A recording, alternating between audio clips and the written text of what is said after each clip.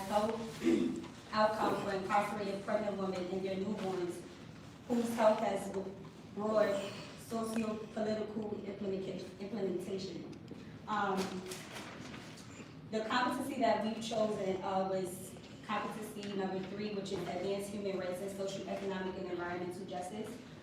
We do feel like, everyone has a right to certain things, and because it's very hard for this particular population to gain, their human rights, it's really hard to assist them or them getting assistance from other people, especially with the minimum resources that they need, that they may be getting from other people. So, with that being said, I do have a guest speaker, which I explained to you guys is my uncle. He actually is a good example, a perfect example of this particular topic. And he can basically go to his personal experience as far as him, which is my cousin, being in prison, and the reason why he chose, him and his girlfriend at the time chose to keep her in prison. I'm just going to give you guys just a brief background of who he is before he starts speaking. Now, if he talks too long, I don't have nothing to do with that. Okay? No. So, Kevin Davis was born on June 25th, 1969 in Brooklyn, New York.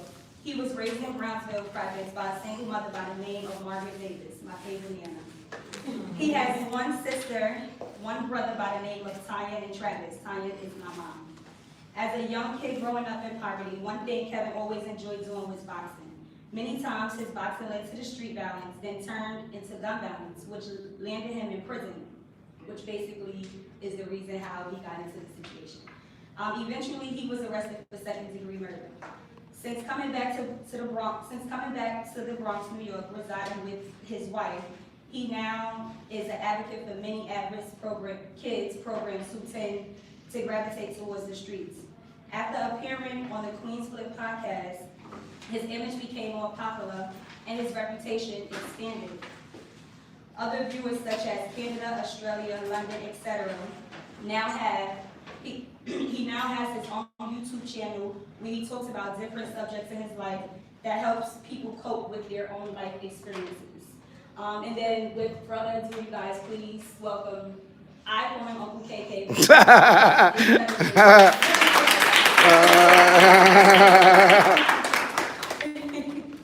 Are you gonna hold this? Talking about. Hello, nice to meet y'all. Okay, this is a very intense topic I'm gonna talk about because it also has to do with interracial incarceration as well, because the woman was Caucasian, my baby mother was Caucasian, and I was black. So in Bedford Hills, a lot of correction officers is African American, and they gave me a very hard time during her incarceration. And she was pregnant at the time. And one of the reasons and one of the excuses that the officers gave her a hard time behind her being incarcerated while she was 6 months pregnant in Bedford Hills Correctional Facility was because they told me that they kept finding her with a cigarette in her mouth. So in a way, it raised some type of concern because I had a prior birth with her, and my baby was born with RSV, right? Respiratory viral infection, something like that. And I think the doctor said it was because they smoked. But well, my baby, who was born inside Bedford Hills, absolutely was born with RSV, and it was a very tragic. It was a very tragic. That was a very tragic incident because when she was born, it was most likely the COs told me that she might not live. They transferred her to the Westchester Medical out of the prison. They took her to the Westchester Medical when she gave birth. They kept the baby there, and they sent my wife back. They sent my girl back. So they kept the baby. So now I had to go see 2 people on a visit. Her, and then I had to go see my baby. So, to make a long story short, which is going to be very long. Well, they wound up nursing my kid back to health, with a lot of treatment, things of that nature. It was it was kind of difficult for me to keep going to see her, but I had to go see my kid. And then, mind you, she was incarcerated in Beverly Hills, and I was living 4 or 5 hours away upstate in L.I.U, New York, because that's where my job was at. I was working in a little town called Rhinos, which we do cabinets and things of that nature. So I had to travel 3.5 hours for every day back and forth after work to go see my kid, to make sure she's getting well taken care of, nurse back to health and things of that nature. So one of the things that came up in my conversation with my girl at the time, and I went to go see her, and I said, you think it's best that I take the baby out, of the prison, you know what I mean? Because, everybody, officers keep telling me, man, take the baby home, we don't want this kid in the prison, things of that nature, there's too much stuff going around here, when she go on programs, you just gotta watch out for a lot of things, because even, this is hard, and this might be scary, you got people in there that take care of your kid while you program, and they, like they said, they can be HIV positive. And some of them to the point, so much cheapy is that they stay breastfeed your kid without you even knowing. Ooh. So that thing, a lot of these things struck in my mind about, you hear me, Professor? Yeah. It's deep. So, but and that's one thing that it raised a very big concern about my kids standing there.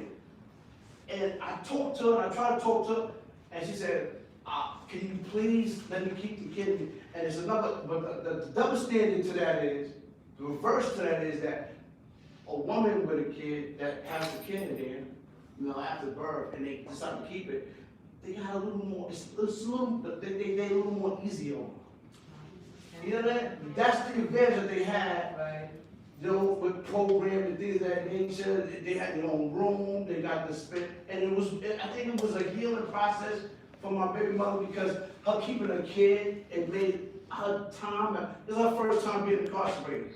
So it made her time with the kid more bearable, like more, it's more sufficient to her. So, and then I said, I said, I'm gonna try. And I wound up having my kid, stay there with her mom, and, and that was it, what I mean? It made her bed more easier. It did, it made her bed more easier, it kept her busy, you know what I mean? But I was still concerned about a lot of times, I used to always think about, so who the kid was with? And I want to meet, and it's a very famous person in there. Her name is Judy Clark. She's also, I got a book called Zebra Child now. It's about my life, and she's in there. Judy Clark just been released from prison after doing like 35 years, right? You heard of her, right? I know. And she was a very, very good mentor to my baby mother. Because, Judy Clark is white, but, she fought for a lot of blacks. And this is one of the reasons why she was in jail. And she's a big major part of my life. So I was happy that she took my girl, my baby mother, over her mentor. So it made a lot of things more easy. It came together after a while. So, so that's one of the biggest things that I was really excited about, was her. And then, recently, after the book came out in 2011, we tried to get her pardon through the government, and they wouldn't let her. And then now, recently, a year ago or two, they let her go. They gave her a pardon. She had 75 years of life. So she didn't do 75 and died in jail. She did 35, but she was old, but she came home. You know what I mean? Yes. That's a beautiful thing, yeah. That's a question.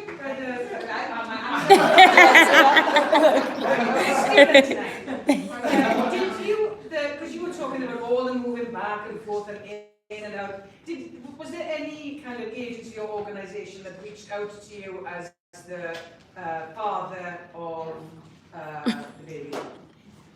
Was there anybody helping you? Because you were clearly in and out, and I had no help. Nobody supported you as the father. No, I had to do this all by myself, man. And at first, they gave me a very hard time because I was an ex-prisoner, right. And my past record spoke for itself. Right. But I was in jail for because when you go visit someone in prison, they do homework on you. Right. They do a background check on you. So I came out clean. I wasn't on parole. I had no problem. I was working, And when I came in, when I came in to apply to go see, they gave me the hardest time. They refused me for 6 months. The baby was born, I only got to see the baby born. But after that, I couldn't even come to the prison no more until I wrote a petition. So I had to file a lawsuit to come see my kid. By the time I got to see my kid, she was already running around at 6 months old in the visiting room. Yeah, so there's double layers. Yes. Yeah. Layers. Right. There's the questions. How old was your daughter when she came out? That's what I was Yeah, She was born in 2005. She came out in 2007. She was 2 years old. Yeah. And she also got a DIN number. Wow. Yes. She got a DIN number too. I'm gonna tell you what happened. I didn't know. So I tried to file taxes. So they wound up, because I even had custody of which wasn't my child, but my girlfriend's oldest daughter, who's all white. My daughter is biracial, so she had an older sister that's all white, and I took care of her and the mother. We had a house, big house, whatever, cars, and so I took care of the kids. So I filed taxes for her, and I filed taxes for the newborn. And they gave me the money for the older kid. I'm like, what happened? So I had to go to IRS, like, yo, what happened? My money just disappeared. It's like, no, Department of Correction take care of your daughter. Whoa. We got the taxes. I said, okay, Yo. keep it there. Crazy. Yeah. A few more questions. my question is, did you have, so if she would have told you that she wanted to keep the baby, but you, in jail, but you didn't want her to, like, who ultimately had the choice, like, or the decision, like, was it up to you or was it up to her? Like, let's say you really didn't want the child and you took, were you allowed to do that, or was it, like, her choice ultimately, like, who? I had to think deeply about her concern. So I told her I put my trust in that. Because I really wanted my kid out.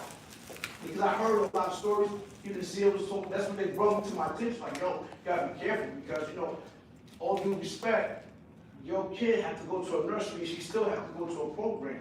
And there's there was cases where they know women that did foul stuff and breastfeed your kid. And while I was HIV positive, so that kind of like, it disturbed me. But So then you had the decision, so if you didn't want the child to stay, you could have taken them out? Yes. Even if, like, against her will, like, it was up to you? I never really looked at it that far. I didn't even really know, but yeah. The CEOs told me that, I'll tell you one, the CEOs told me, take the kid out, take the kid out. Right. They told me to take the kid out, you know what I mean?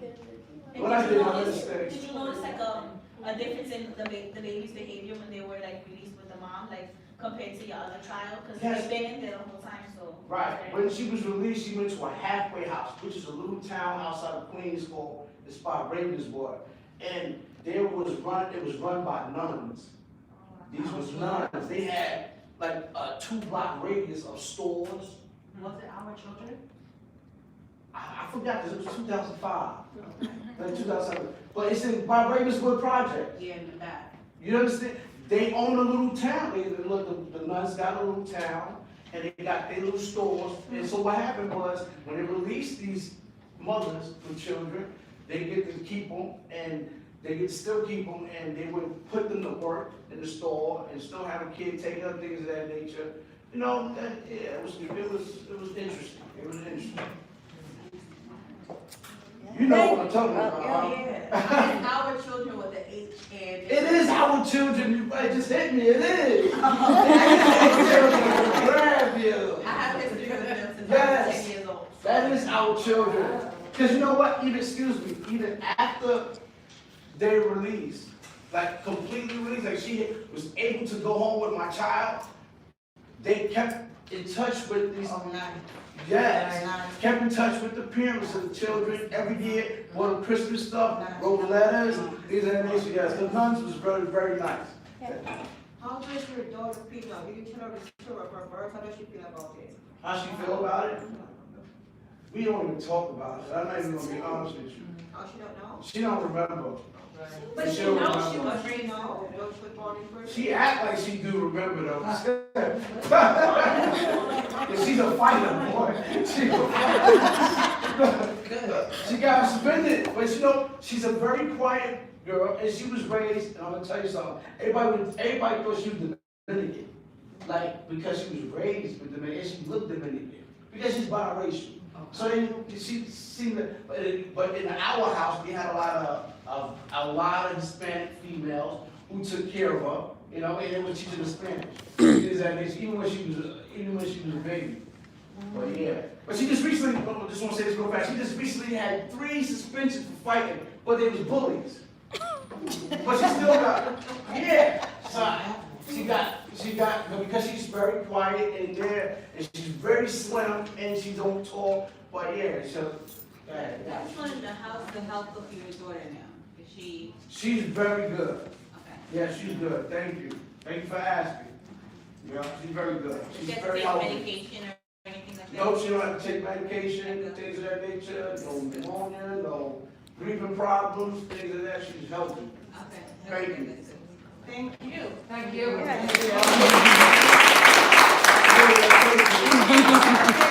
Presentation. I'm good? Thank you. Look, we have a couple little gifts for you. Oh! Thank you! Thank you!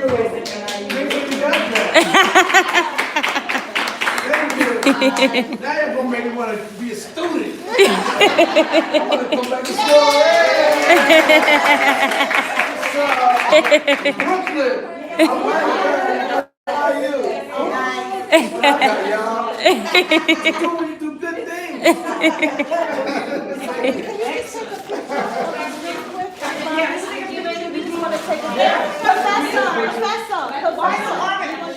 Gel, prison colors.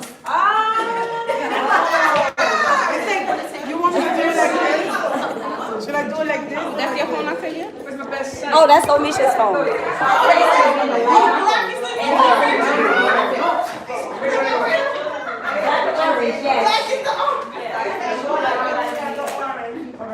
Orange go.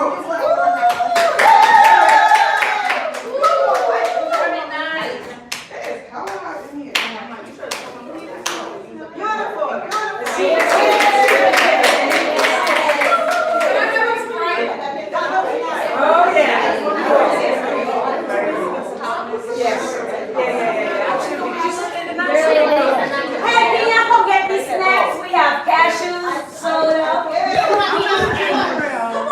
Come on, ginger ale, yeah. Good job, Kate. Thank you. Thank you. And you videoed it, right? Yeah, I videoed. She did it. Yeah, I'm gonna send it to you. Fantastic. Yeah, do that, okay? All right. So you have yours on. Thanks, okay. That was good. You're welcome.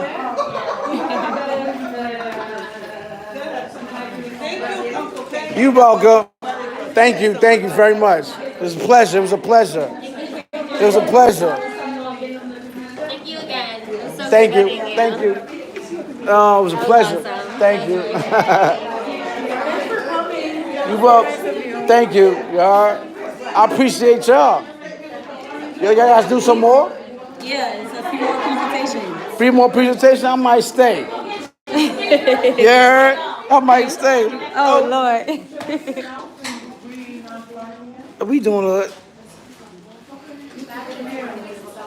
There she go. There go my niece. Beautiful niece. Say hey. I think Okay, you want something to drink or anything? no. Where my water at? Your water's right there. Oh, no, it's right here. I want to put you on the floor. Yeah. I gotta upload this. You know what I mean? And then I'll probably stay for a minute. How y'all like that presentation? Real good.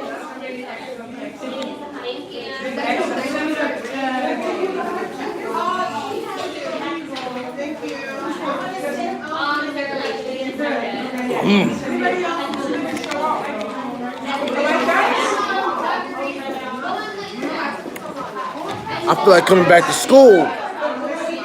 That was dope. Thank you. Appreciate y'all. You heard? All right, let's take it away. That was like, That's right, man. You're doing the walk, man, not the talk, man. But I appreciate it though, man. That's what I do, man. You're welcome. Nice to meet you. Thank you very much. Beautiful, beautiful. Y'all did? Yes. That's good. So you getting your masters too? Yeah. Beautiful. That's what's up. That's where the money at. Kenny, about 20 minutes? Okay, I'll do it.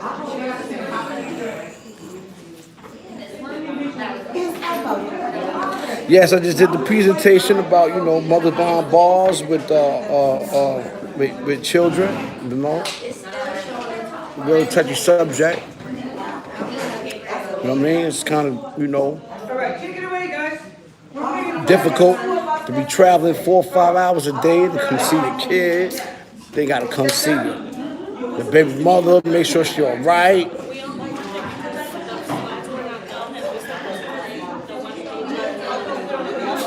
What's up, Pink Sugar, man? How you doing, man? Oh, man, you got salute, you heard? You know me, man. I'm here, man. You know what I'm saying? I'm here.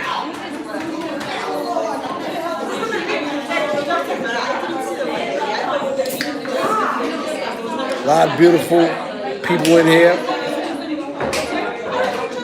Getting a master's degree in here. Beautiful thing, man. Shout out to Omar Green, man. Thank you for the donation. You know what I mean?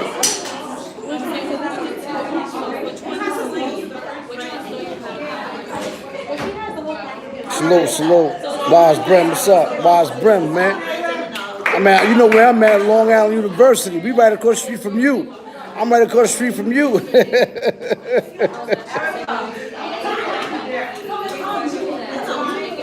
Salute. We still gonna continue on with the presentation. We about to start again, right? No, right? the next class. I'll present again. It's gonna be here? Yeah. I have the same professor for 2 different classes. Oh, what? So you want me? You don't have Oh, to stay here if you don't want to, though. oh, But all now right. we're in the same class with another group. Another group. Yeah. Oh, we're okay. gonna present on solitary confinement.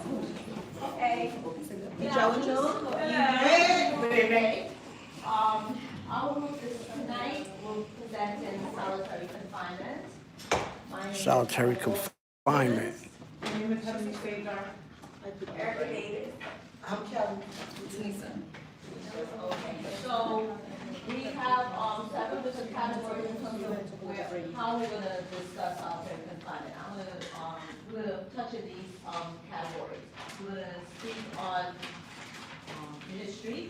We're gonna speak on I could have talked about that too. the youth and how it affects the youth. We're going to talk about the mental and physical aspects of solitary confinement. We're going to speak on the pros and cons, and then we're going to do some policy on solitary confinement. Okay, so I'm going to give you a little bit of feedback. Well, you know what, before we really start, let me ask you guys a question. How many of you in here believe or think that maybe they may be claustrophobic? Right? Have you ever been, now we look at the elevator we have here, that's a small confinement, right? Going into that elevator in a closed environment with the doors, not feeling like you can get out, and four sections, right? So you're feeling closed in. So can you imagine someone in solitary confinement being there for 24 or 48 even days, 22, 28 days, a month in that small location without human interaction, without books to read, without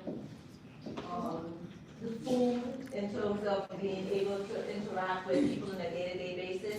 So picture yourself, because I mean, we can read it to you guys, and you guys can sort of say, okay, we're reading it, and we're telling you about the history it is. But picture you as that person in that box for that period of time, and how would you feel, right? We know on a day-to-day, even staying home if it's snowing and can't get out the house is hard for some of us. And we want to be out, we need to be moving around and things of that nature. So think of yourself as that person in that, I don't want to say box, but in that area for that period of time without all those basic things we would normally need, okay? So we do the history on solitary confinement and basically how it started, okay? So basically, well, let me give you the definition. Solitary confinement is defined as confinement of a prisoner alone in a cell for all or nearly all day with minimal environmental stimulation, minimal opportunities for social interaction. So that's basically what solitary confinement. So giving you a little background, a little feedback on that. Okay, the history of solitary confinement. That's the same thing, though. Can you guys see? I'm sorry. It's being in the cell. Okay, so the history of solitary confinement basically started in the 18th century when Quakers, everybody know what a Quaker is? Yeah, well, no, not Quaker. Oatmeal. No, not oatmeal. It's basically,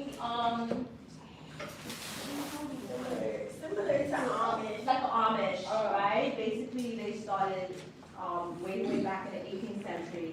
They advocated to the means of sparing inmates from whipping and public humiliation. So in terms of, instead of doing that, they put them in a separate area. So that's basically how it really started all about. It just didn't start at Rikers and we just decided we wanted to put this in cooking solitary confinement. There's a history behind how it actually started. Okay. So then it basically went on to, in 1829. Appreciate y'all. Huh? Oh, that was. Oh, okay. In 1829, Philadelphia Eastern State Penitentiary began experimenting with lockdown, but found that inmates were committing suicide or became socially dysfunctional, so they eventually abandoned it, right? Because they started the process of putting you in solitary confinement, but when they did it, they felt that people became depressed, and there was a lot of suicide behind it. So you know what they said, let's abandon this practice and let's try to find something else in terms of how we would work with our prisoners. Okay? But a century later, in 1934, solitary was tried again in Alcatraz. Everybody know that big jail Alcatraz, with that big movie with Clint Eastwood escaping Alcatraz? That was one of the movies, okay? Where it became more problematic, prisoners were isolated to the D block. Snack. Okay, Marion, Illinois became America's first supermax prison, where all inmates where they were kept in their cells for 23 hours per day. Okay? You guys, how do you guys stay so far? Are you still in that, are you still in solitary? You guys still in that box feeling the 23 hours a day? Yeah, you have to visually put yourself there. Feel that you're that person there and feeling all these things that someone in solitary confinement. Mm-hmm.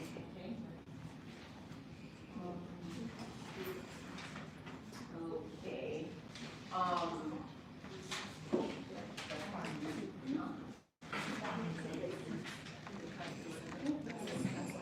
Or declined it, or something, yeah, okay. So in 1994, President Bill Clinton signed a crime bill that offered federal monies and states that increased prisoners' sentences. In fact, even more states constructed supermax prisons, added solitary confinement units, and a number of prisoners so confined skyrocketed. So you know what they're saying? Basically, this bill started to flourish again. And thank you, Kelly, mass incarceration. Kelly Moore, I would say, a really good expert because she was in the field, but she was next to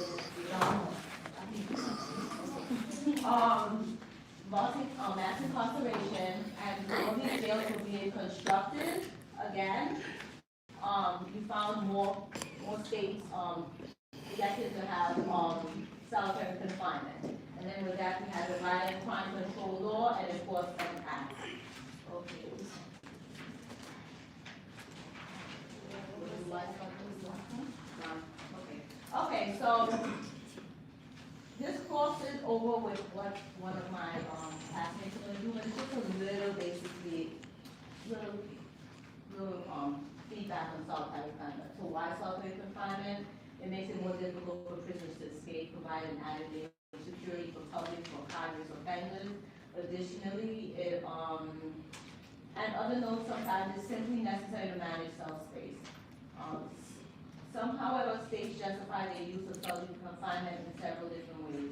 It may be used as a disciplinary punishment and for convicted prisoners, and that's when we're gonna go into the pros and cons, because some people believe in it, and some people don't believe in it, and some people, you know, could find it to be, a way to manage, prisoners, but it may not be effective all the way. So, I mean, I'm not gonna read this slide per se, but this is pretty much why solitary confinement. And this was L.I.U. He was he was in prison in Chinatown for 19 years, and this is pretty much what he was. So this is the box that you guys are supposed to be in right now. So it was a 3x6, and this is how it was. This is what he was in when he was in solitary confinement. So can you guys imagine yourself in something like that? Nope. You know, how many of us will probably have another breakdown right there at the spot, right? This is what someone in solitary confinement could have experienced. So right now, I am going to turn it over to Ms. Kelly. Okay. Good evening, everyone. I'm going to be talking about solitary confinement, the impact that it has on humans. All right, the impact of solitary confinement. Teenagers, inmates have solitary confinement. They are likely to harm themselves and kill themselves, right? Suicide rates go up and stuff. So also, it is not okay. It's like a call for change. Those are the papers that we passed out as well. It's like a call for change to make it stop, because it's inhumane. It's not okay to make someone feel like less than, even if they committed a crime that's heinous or whatever the case might be. One still has human rights, right? So it's actually we advocate more for people that have mental illness, youth, and pregnant girls, just like, you know, Right. women, girls, women in general. Also, solitary confinement also has to do with the stretches of time that they have within a very small space. It's like literally from like my arm's length, and it's 23 hours. Sometimes it could go from days to weeks to years, people not having human contact and just the necessary basic needs that one needs. And also like women with menstrual, they'll probably be, you know, bleeding out and not having the care that they need while they are in their menstrual period. Also, humans, we need socialization. Everybody needs to talk to someone, even though some of us are introverts, which means we don't like to talk to other people. I feel as if everyone needs to socialize, and I also feel as if that human right is something that everyone needs. So that's definitely something that we advocate for. Also, the teenage brain is not developed. This is actually a video in which an advocate that was incarcerated when he was very young in Rikers Island went through a lot of things.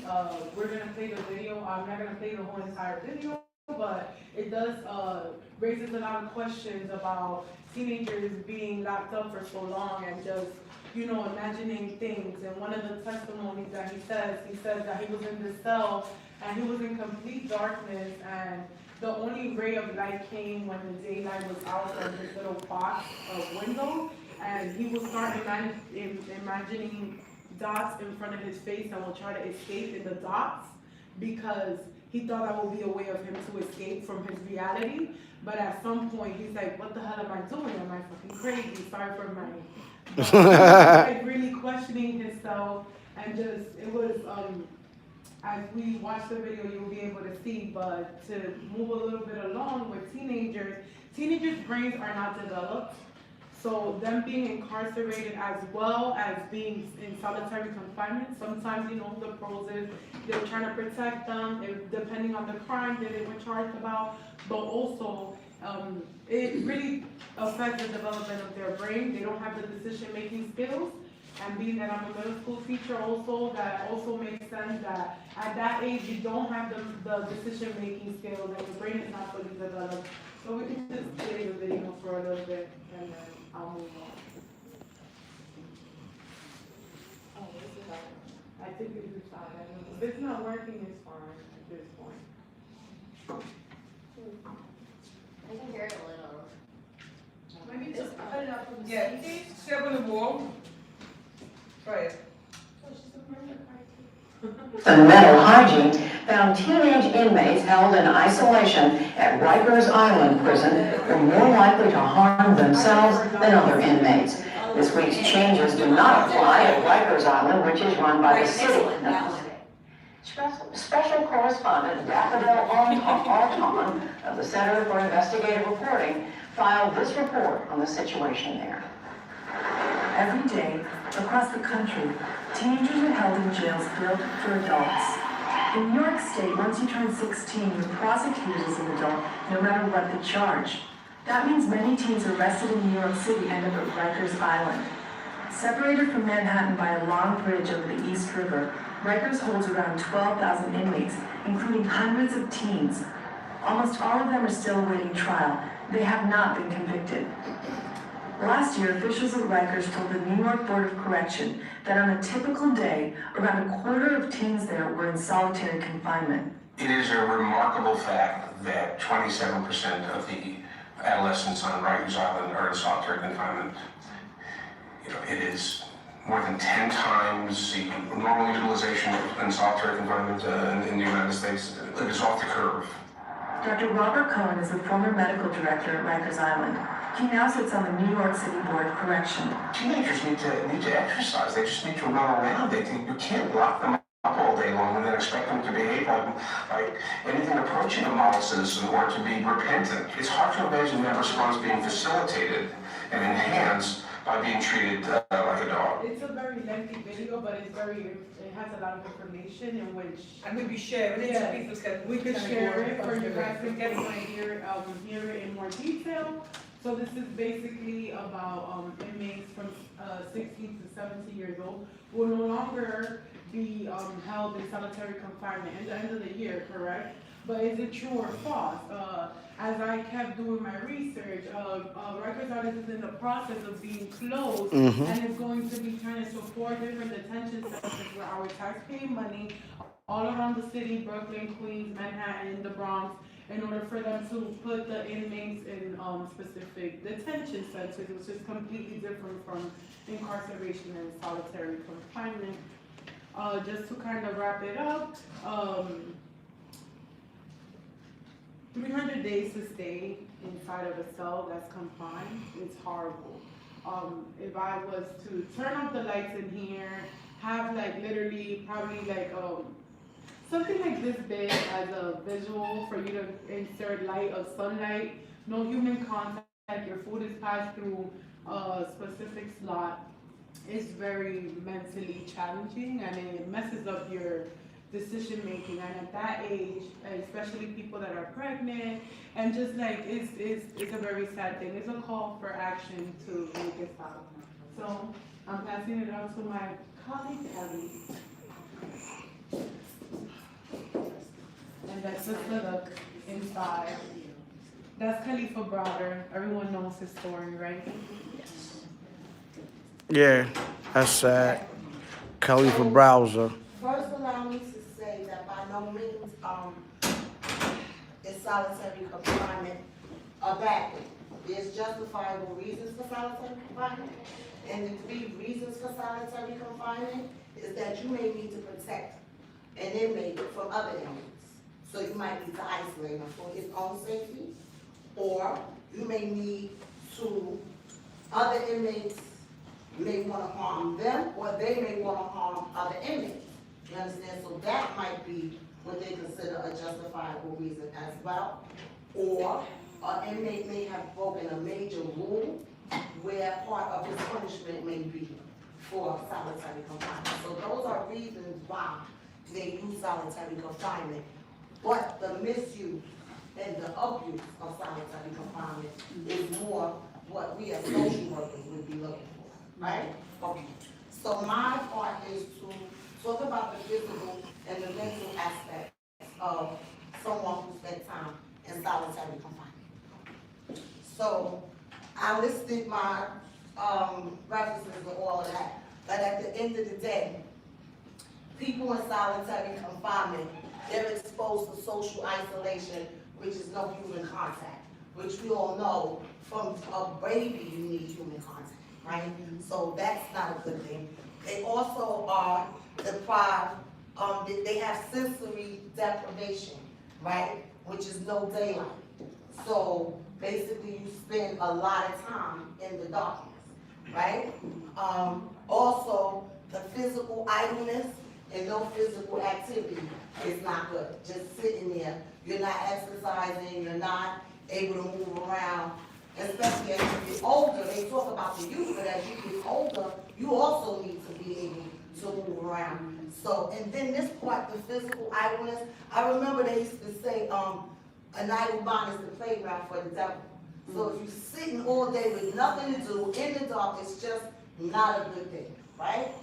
Also, further research has shown that people who have actually been in solitary seem to have poor hygiene, maybe because in solitary you're not allowed showers as frequently as the other population.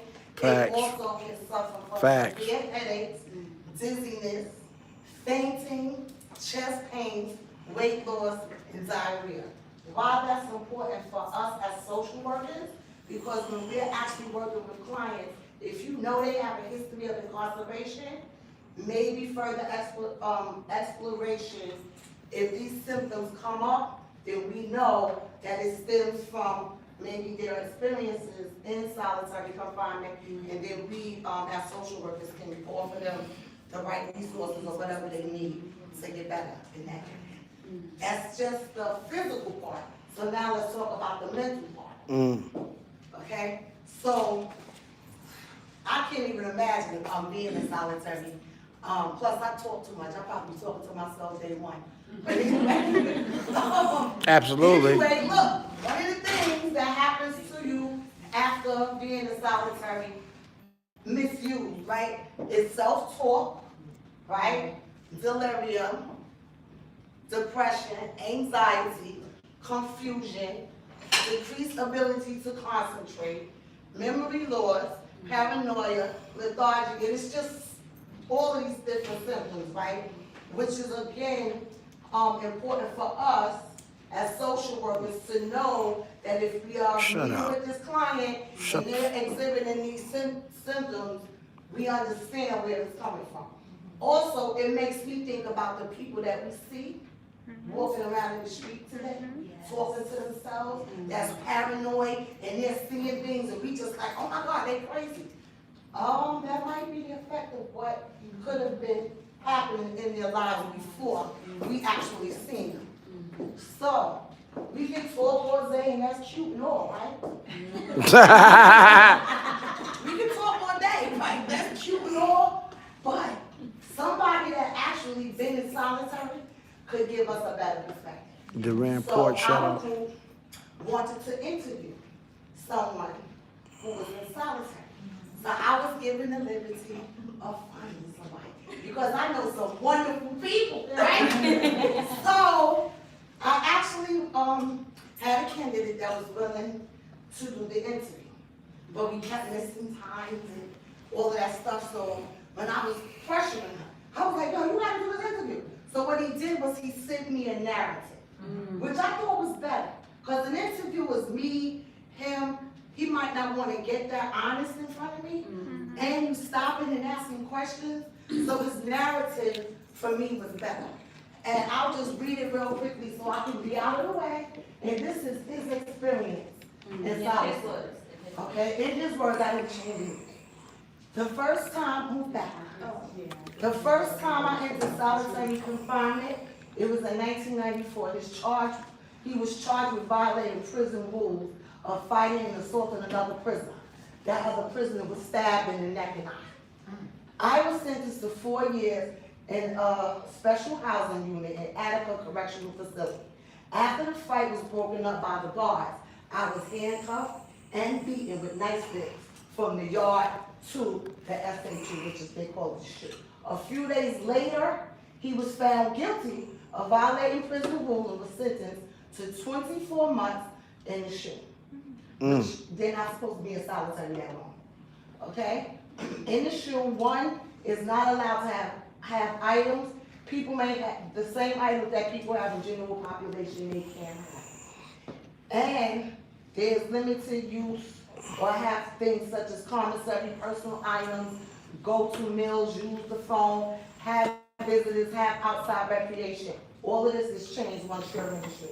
One is only allowed 1 hour of recreation per day, 1 phone call a month, no commissary to buy food or personal items.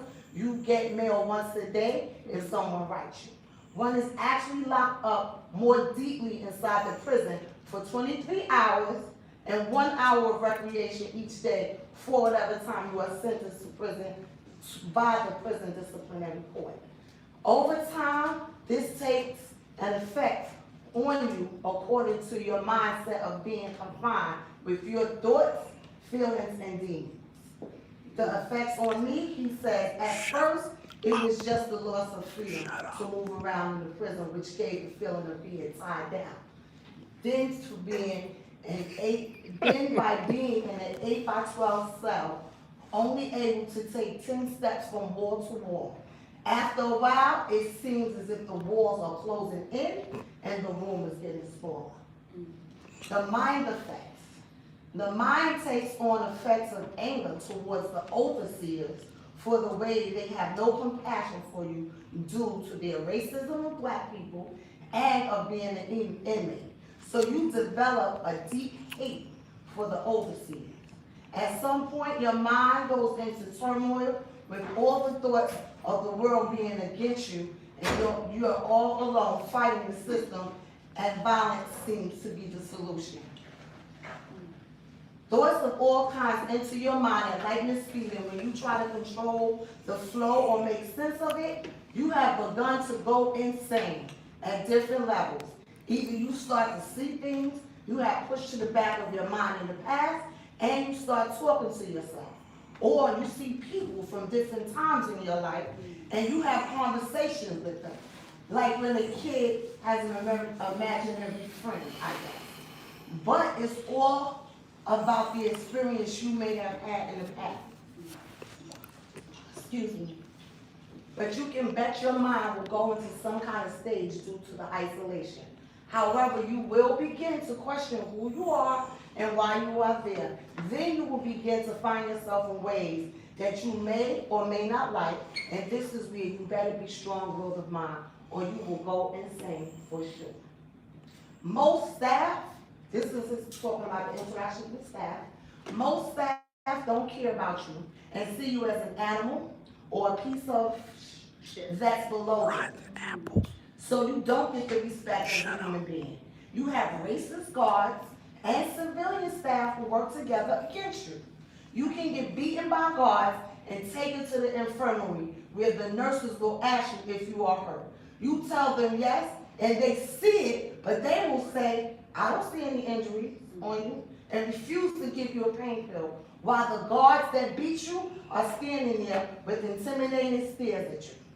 And then, while taking you back to lock up, calling you all kinds of niggas, coons, asshole, and other degrading names.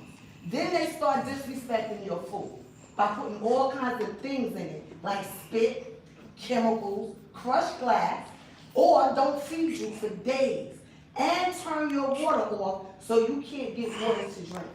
They don't let you out for recreation at all, so you have to get help from other prisoners by them smashing slices of bread flat enough for it to fit under the cell door, and you fish it by sliding it on strings to one another, not caring about the dust and dirt getting on it. You just blow that off and eat. You get the water by putting it in plastic serving gloves, and you fish that too. No. All in all, it's about your survival No. in certain situations where your life depends on it to live and come out around. So that's just his experience, one experience in solitary. And I'm sure me reading it and us hearing it is still nowhere near the depth of what it actually is, but I guess this is why as social workers we need to be mindful if someone does say that they were in solitary confinement, if they ever come across our So we're now gonna go to Mr. Nita. We've got 5 minutes, because you're already at 30 minutes, Okay. okay? So I'm gonna be Okay, I'll go real careful, quick. make sure every other. So, obviously, everyone discussed the solitary confinement, and it's a violation, human violation. So it violates the Eighth Amendment right to prohibit the use of excessive and cruel and unusual punishment. And it's also a violation of the United States Mandela rules, defining confinement of 22 or more hours a day for more than 15 consecutive days in a dark or constant lit cell as torture. So there's been a lot of advocacy for reforming the use of solitary confinement. So in 2014, New York City ended the use of solitary confinement, but you really know that's not absolutely true. In 2016, Obama announced ban on solitary confinement for juveniles in federal prison. So in 2012, the Coastal Home Initiative started, where adjunct youth, they're placed within their communities instead of going to like Rikers or something like that. So the family court decide that. So it's NSP and LSP, those are the type of lockdown facilities, and they're placed within ACS. Right, so they're already going into another system on top of being juvenile justice system. So with that, there's evidence-based practice to improve outcomes, maintain public safety, and reduce recidivism, and all worsening racial and ethnic disparities. They continue diversion, supervision, treatment, and confinement to the most appropriate level of care is provided. So the Halt Solitary Confinement Act, it's in the works to be implemented. It's in the New York Senate as of January 2019. So it's gonna ban the practice on vulnerable populations, so that's youth under 21 or anyone over the age of 55, someone that's 8 weeks or less postpartum, caring for a child in a facility, hosting a history of mental health issues, and any physical ailments or pregnant. They will create more effective and humane practices and a limit of the amount of time. They're also going to restrict the criteria for placement and use it as a last resort, and basically improve conditions of. So I was reading the policy and. Just make sure Erica, Okay. Well, it's a lot, it's good at face value, but there's still a lot of loopholes and stuff. Okay. Okay. Erica, I'm sorry, the time is short, it's very short, unfortunately, thank you. So the question I want to ask you, just think about, do you support solitary confinement or not? I had a video where, what is it, you guys? There was a pro, it satisfies victims and members of the public to see wrongdoers punished if they feel like their sentence wasn't lengthy enough, or they feel better if they're put in solitary confinement. Also, they think it's unconstitutional for to put prisoners in situations where they're going to be killed. Same thing that was touched on earlier, causes mental health issues, cognitive processing, concentration, suffering from dizziness, loss of freedom, and these symptoms remain long after the person is released from prison. There's a dated belief that rehabilitation or reformation of character, but if you put someone in solitary confinement with a Bible and just hope, oh, well, they'll see the error of their ways, sometimes it happens, sometimes it doesn't. The Mandela rule, that's what she just touched on. It prohibits children, adults with mental illness or physical disabilities from being put in solitary confinement. And this is the same thing touched on International Covenant and Civil and Political Rights and Convention Against Torture.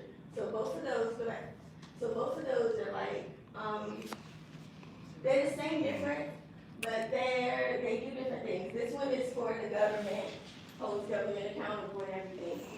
And then this one initiates guidelines for officials, state preventative measures, and victim rights and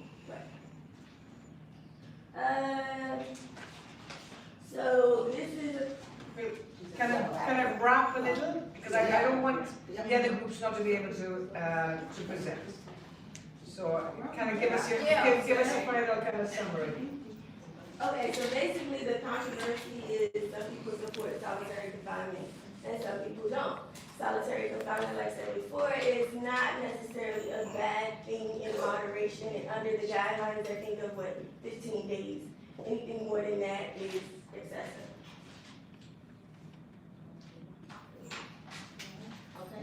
So we can share this. We can share this. Beautiful. Any comments? Any thoughts? This group could have taken up the whole of. Yo, y'all some funny dudes, man. Y'all got me laughing in class, man. Jokes. Time for me to say goodbye, man. It was a nice session. Positive vibes. Bye. Salute. Thank you for the support. All right? Salute. I'll get up with y'all tomorrow. Funny dude.